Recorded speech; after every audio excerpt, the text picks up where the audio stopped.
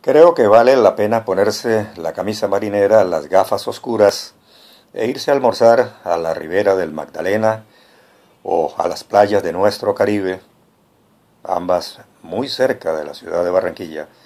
Puede ser a Hotel Balneario Prado Mar, a Kilimandiario o a nuestro puerto velero en esa bella marina que tenemos allí. Porque vamos a hablar hoy de mar y de río, a propósito de la concesión que acaban de firmar el gobierno de Colombia y una empresa constituida por extranjeros y colombianos para manejar y para encauzar y para gestionar todo lo que tiene que ver con el río Magdalena. Es una concesión valiosa, importantísima, bien hecha, pero hoy vamos a hablar de las ilegalidades y las irregularidades que ha habido a lo largo de la historia. No de esta, que está bien. Sin embargo, debemos estar alerta. Uno nunca sabe dónde salta la liebre. Pero podíamos comenzar nuestra historia en el año de 1820, cuando el almirante Padilla sugiere que por Sabanilla entren pertrechos y víveres para las fuerzas libertadoras con el fin de atacar no solo los ejércitos realistas que estaban asentados y apertrechados en el castillo de Salgar, como lo llamamos ahora, y que en esa época se le calificaba como el fuerte de San Antonio. Decía el que entrando por allí podía atacarse fácilmente no solo a esas fuerzas, sino en general a todavía los reductos españoles que quedaban en nuestro Caribe. Así se hizo, se logró la victoria en 15 meses más o menos, fueron sacados los realistas del Caribe, y esto le significó a Barranquilla un premio. Le dieron la entrada a Sabanilla de las mercancías y el pago de una aduana en el fuerte de San Antonio, que le representaba a Barranquilla un 33% aproximadamente. Inmediatamente algunos empresarios de Barranquilla pensaron que si le daban eso a Sabanilla, Barranquilla también se merecía un puerto y comenzaron a pedirlo aguas arriba. Eso sería años después. La entrada se hizo primero por Sabanilla de esas mercancías, después por Salgar y más adelante por Puerto Colombia, donde se construiría un muelle. Ese muelle sería abandonado después cuando se construye aguas arriba el puerto de Barranquilla.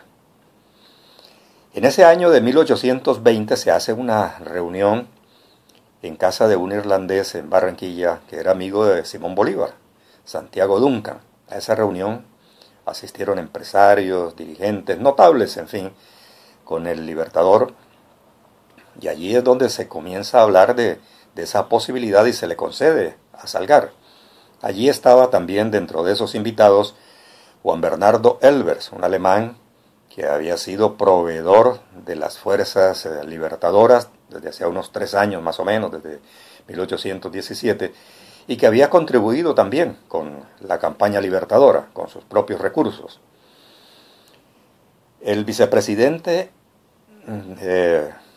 Francisco de Paula Santander fue uno de los principales promotores para que se le diera esa concesión que 3 años después, en 1823, pidió Elbers, la concesión del río de la Magdalena. Después se descubriría que Santander le había estado recibiendo acciones y beneficios a Juan Bernardo Elbers, cosa que supo un funcionario, el secretario de Relaciones Exteriores, Estanislao Vergara, y lo denunció ante el Libertador en una carta. El Libertador dijo que en esas circunstancias eso no se podía permitir y ordenó que fuera cancelada esa concesión.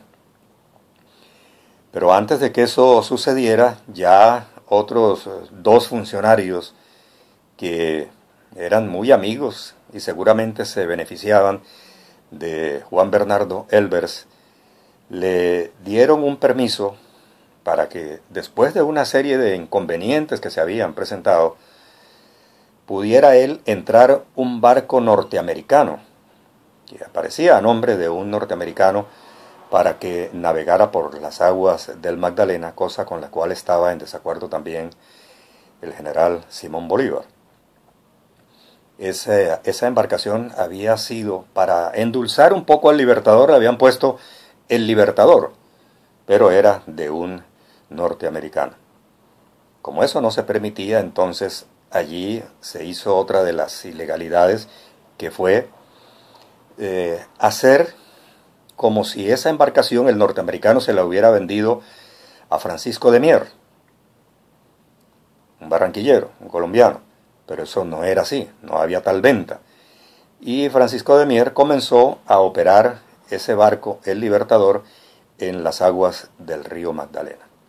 Esa concesión al fin terminó por cancelarse, pero nos demuestra cómo había gente alrededor de estos negocios y cómo algunos empresarios consideraban que era lícito hacer este tipo de actividades, como sucede hoy en día.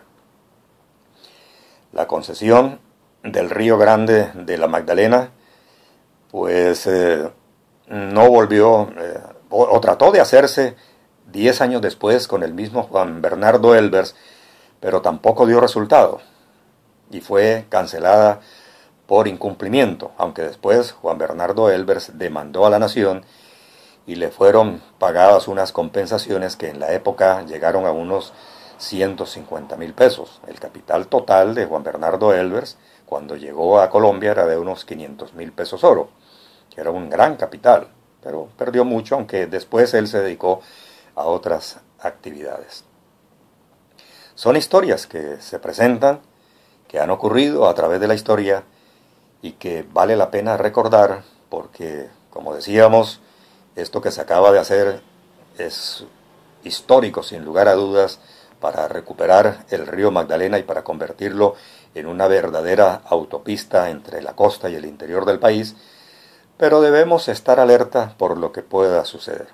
Se ha hecho todo bien, pero estemos alerta.